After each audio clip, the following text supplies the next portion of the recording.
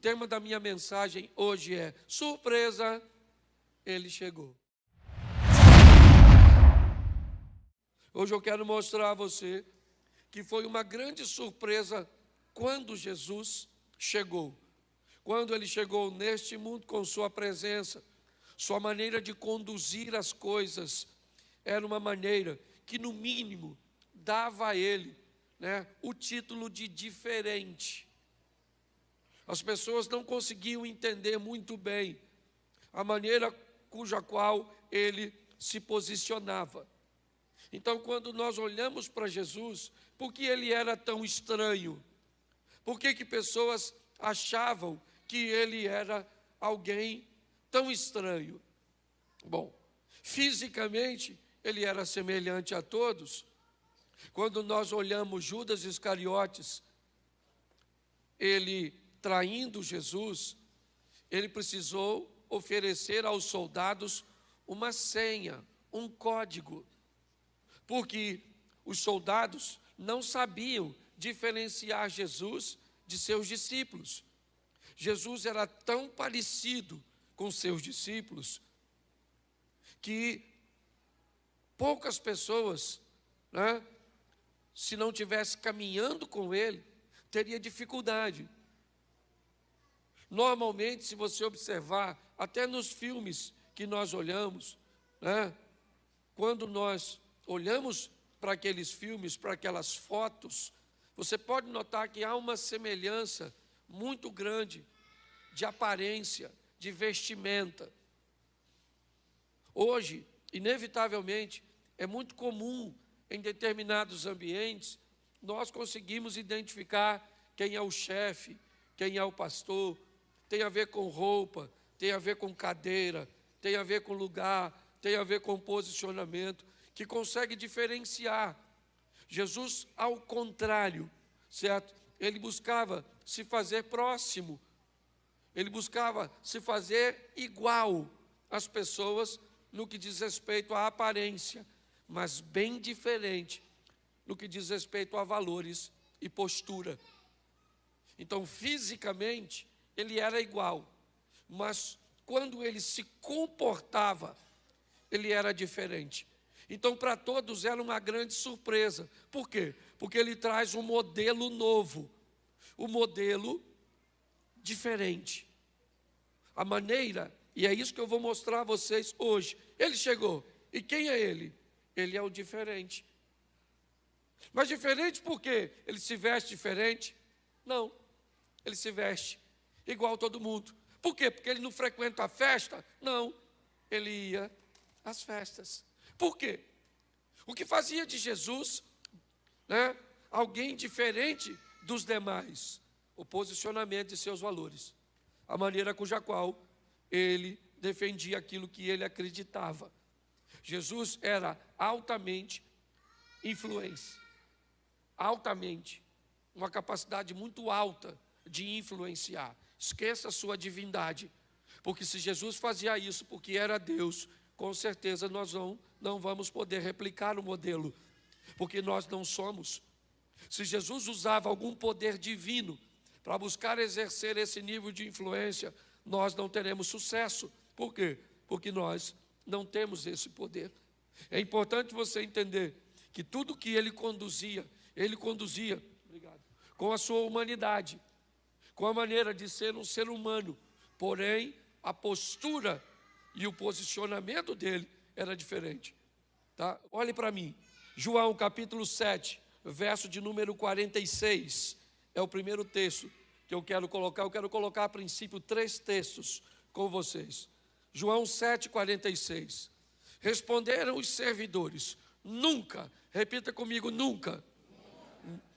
Nunca homem algum falou assim como este homem. Preste atenção, porque aqui nós vamos notar o primeiro ambiente que eu quero citar para vocês sobre a diferença de Jesus. Quem são os servidores aqui? Me parece que alguns soldados ou alguns homens preparados e enviados pelos escribas para pegar Jesus, prendê-lo, capturá-lo e levar à presença deles me parece que a princípio para um simples interrogatório. Aí os servidores vão para lá onde Jesus está ensinando, está pregando, com o propósito de prender Jesus. Quando eles chegam, provavelmente, tem bastante gente, e eles não vão se arriscar prender Jesus naquele ambiente onde ele está rodeado de pessoas que querem ouvi-lo. Vai gerar confusão. Então, inevitavelmente, eles param para escutar o que Jesus está dizendo, para depois que escutar Jesus falar, ele diz, espera ele falar, quando essa multidão for embora, a gente vai lá e prende o homem e leva. Só que quando eles começam a ouvir Jesus, ele descobre que ele é bem diferente de todos os homens que eles já ouviram. A maneira que ele fala é altamente, né, ou com muita autoridade, mas ao mesmo tempo ele consegue ter amor quando fala. Ele confronta a verdade, estabelecendo os princípios, e os homens estão escutando Jesus falar, para depois prendê-lo. Quando Jesus termina de falar, ele desiste de prendê-lo. E falou, não vai rolar, não vai dar para prender esse cara. E aí ele volta para dar notícia para aquela turma. E ele diz assim, nunca. Eu fico imaginando a cara dos escribas e fariseus. Olha, nunca nós escutamos, nunca, homem algum falou com este homem, igual a ele. Em outras palavras, eles estão dizendo, cara, além de nós não prendermos, quase que a gente não volta. Quase que a gente fica por lá e vira discípulo dele. Por quê? Porque ele é muito diferente de todos vocês. Sabe? Nunca homem algum falou desse jeito. Segundo texto, João, capítulo 9, verso 32. João 9, 32, dá uma olhada nesse texto. Desde que o mundo é mundo, nunca se ouviu que alguém abrisse os olhos de um cego de nascença. Preste atenção que novamente o texto diz que nunca, não havia ninguém. Jesus chega para romper com o modelo. Dá uma confusão danada, porque ele cura um cego, era sábado esse dia, os caras não gostavam. Por que os caras não gostavam? Porque eles não tinham autoridade para curar ninguém. Então, quando eles viram Jesus fazendo algo, eles criaram um problema. Eles estão questionando a cura do cara. Jesus acaba de dar vista para um cego, e aí estão interrogando o cego. Como é que você ficou curado? Ele falou, foi o Jesus aí, rapaz, passou aqui, cuspiu, fez um lodo, passou no meu olho, mandou eu me lavar. Quando eu voltei, eu estava vendo. E alguém falou, não pode, ele é do diabo. Ele falou, rapaz, não quero saber se ele é do diabo, eu quero saber só uma coisa, eu era cego, agora estou vendo, mano. Não, chama o pai dele, que isso é, entendeu? Uma fraude. Aí chamaram o pai e a mãe do cego. Primeira vez que o cego está vendo os pais. Lá vem os pais. Eu imagino ele perguntando, são eles? Que é a primeira vez que vejo, sou de nascença. E aí os pais viram o ex-cego. E aí os escribas começam a interrogar os pais. Esse aqui é filho do senhor? Ele falou, meu menino. Ele era cego? Quando saiu de casa hoje, era. Mas como é que ele está vendo? Ele falou, eu não sei. Pergunta a ele aí. Aí volta para o cego, ou para o ex-cego, e diz, como é que você está vendo? Ele falou, vou falar com você, o camarada cuspiu, fez um logo, já falei 3 vezes. Ele falou, não pode, esse cara tem demônio. Ele falou, vou falar uma coisa para você, desde que o mundo é mundo, nunca se viu ninguém. Mas hoje é sábado, dane-se que hoje é sábado. Ainda bem que ele é diferente, quebra protocolo para fazer o bem. Ele não quebra princípio, mas quebra protocolo. Então preste atenção, Jesus era extremamente diferente. Por isso que ele chamou você para servir a ele. Por quê? Porque você também tem hora que você é cego. Tem hora que nós somos uma mula. Certo? Ah, mas ele não sabia disso. Sabia, mas ele é diferente. Qualquer um que chegasse para chamar discípulos, iria onde? Numa sinagoga. Ele vai caçar os pescadorzinhos, cobradorzinhos de imposto. Só uma turma. Certo? Se você der uma olhada nos discípulos de Jesus, nem diácono seria aqui na igreja. Se depender da nossa seleção aqui, ninguém pensa. Judas ia sentar onde? E o Tomé, que precisava ver para crer. E o André, que levava tudo na brincadeira. Tem um garotinho aí que tem 5 pães e 2 peixinhos. O que é isso para tanta gente? E o Pedro, que puxava uma faquinha para atacar os outros. E o Tiago, que era chamado filho do trovão. Pensa, isso é quase uma quadrilha. Certo? Provavelmente eles não teriam requisitos para cumprir o nosso protocolo. Mas Jesus não trata como nós tratamos. E é por isso que Ele nos ama e nos chamou. Porque sabe do potencial que nós temos. E muito desse potencial sequer ainda se revelou. Então nunca foi o que disse esse cara. Nunca se ouviu. O que ele está fazendo é algo que nunca foi feito. Coloca o último texto aqui. João 3:2. João 3:2. É uma narrativa de Nicodemos. Este foi ter de noite com Jesus e disse-lhe: Rabi, bem sabemos que és mestre vindo de Deus, porque ninguém pode fazer esses sinais que tu fazes, se Deus não for com ele. Presta atenção, nunca se ouviu que alguém falava assim.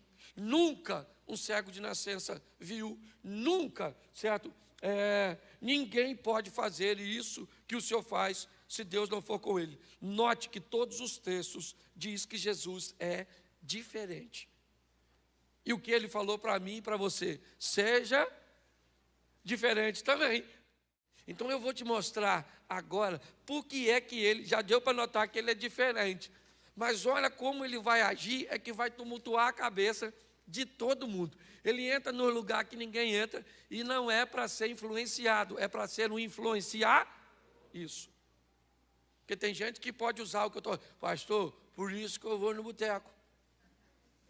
Para influenciar. Eu até tomo um negocinho assim, mas eu prego a palavra. Não é disso que eu estou falando. Certo? Então presta atenção nesse texto, nesses textos. Vai ser rapidinho que a voz está bem. Primeiro, Jesus começa a quebrar um protocolo bem difícil daquela época. Conversar com mulher que não fosse a dele. Isso já era um problema. Se tivesse sozinha então, se iniciasse um diálogo, era pior ainda. E ele começa a quebrar algumas coisas. E só para você entender, vamos lá.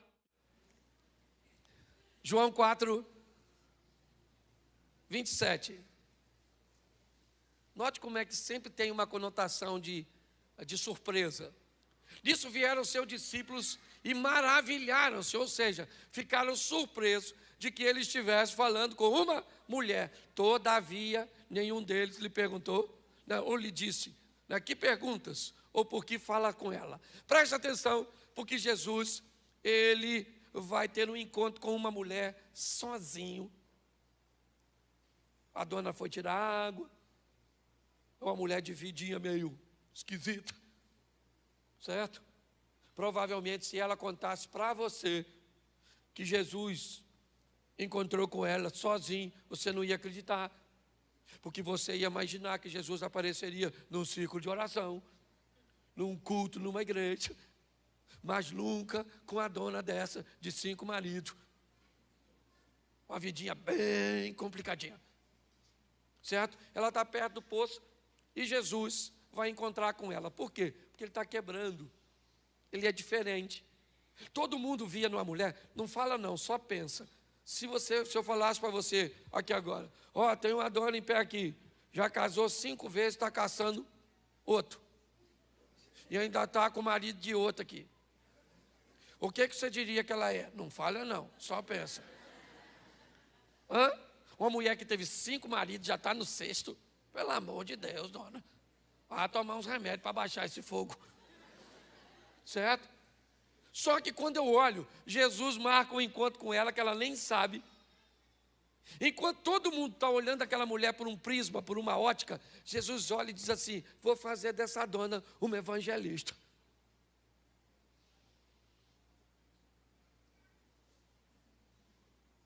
Essa? Jesus sabe quem ela é, não.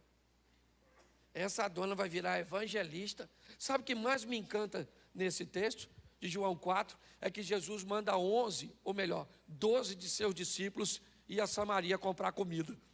Eles entram na cidade de Samaria, compram comida e não chama ninguém para ter um encontro com Jesus. Volta os 12 caras trazendo comida sem ninguém. A mulher vai sozinha. Chegou lá e falou para os homens: aí, encontrei um cara lá na beira do poço. Alguém falou: novidade, dona. A senhora encontrar um homem, fala algo novo. Ela falou: não, eu estou falando sério. E eu tenho quase certeza que ele é o Messias. Você não falaria assim? O Messias? Conversando com a senhora? Ele apareceria para qualquer pessoa, dona. Mas não com os seus atributos. Ela falou: estou falando, contou tudo que eu tenho vivido. E os discípulos que vão à cidade voltam sem ninguém, e a mulher que vai sozinha leva um montão de gente. Pare para pensar. Ao quebrar os paradigmas, a romper de uma forma diferente, Jesus é capaz de transformar alguém que ninguém dava nada por ele em um potencial extraordinário para a expansão do seu reino. Deus não escolheu você e a mim por acaso. A minha vida era tão ruim que essa moça estava me namorando. E era meu tio que me criava. Meu tio falou para ela aqui, ó: larga esse menino, que isso não tem futuro, isso não vai a lugar nenhum. Isso não é nada. E provavelmente daqui uns anos não vai ser coisa nenhuma. Olha que palavra profética extraordinária. Do homem que me amava, que era meu tio. Só que ele me olhava pelos olhos humanos, enquanto a ótica de Deus estava sobre a minha vida. Deus sabe quem você é, não está enganado. Ele chamou você, sabe, porque pode fazer a sua vida ser extraordinário nessa terra, aqui. Tome posse disso. Posso ouvir um amém? Amém. Isso. Outra coisa, Lucas 19, 7. Lucas 19, 7. Vendo tudo isso, murmurava, dizendo que entrava para ser hóspede de um pecador. Está lá Jesus de novo, surpreendendo as pessoas. Pare para pensar. Vamos imaginar o Papa, uma autoridade. Eu vou usar ele porque é uma grande autoridade religiosa. Vamos imaginar que ele viesse a Xerém. Onde você acha que ele iria? Provavelmente na paróquia. Sim ou não? Sim ou não? É. Ali para dentro, não sei se tem ainda, mas tinha a Casa da Luz Vermelha. Isso. O moço que algumas pessoas chamavam de sogro. Você acha que ele iria lá? Sim ou não? Sim ou não? Sim ou não? Claro que não. É a imagem dele. Pare para pensar. É a nossa imagem. Não estou falando mal. Estou usando ele porque é uma autoridade. É só isso. Eu estou dizendo o programa cujo qual nossa mente está estabelecida. Quando Jesus chega em Jericó, passando por Jericó, ele vai à casa de um cara que ninguém iria. Ele entra na casa do Zaqueu para comer com ele, para sentar com ele. Mas as pessoas não gostam disso. Por quê? Porque ele comia com pecadores. Ele conversava com mulheres.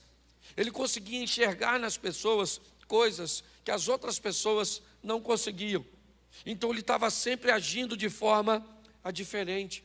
Quando Jesus termina o encontro com uma mulher samaritana no poço, ela está diferente e ele está o mesmo. Quando Jesus sai da casa de Zaqueu, Jesus continua o mesmo e Zaqueu está diferente. Preste atenção. As pessoas ficam surpresas com o que ele está fazendo, mas o que ele está oferecendo é um modelo para mim e para você. É isso que aconteceu. Nossa, todos murmuravam e ficavam dizendo do lado de fora: olha, o seu mestre come com o pecador, já já ele vai estar pecando. E no final da reunião, Zaqueu se levanta e faz uma confissão, e Jesus disse: hoje veio a salvação a essa casa, porque também este é um filho de Abraão. Então dá licença agora que eu estou indo embora, mas cumpri o meu propósito aqui. Ele era diferente e surpreendia-se, ou todos se surpreendiam com ele. João 8:9. João 8:9. Isso.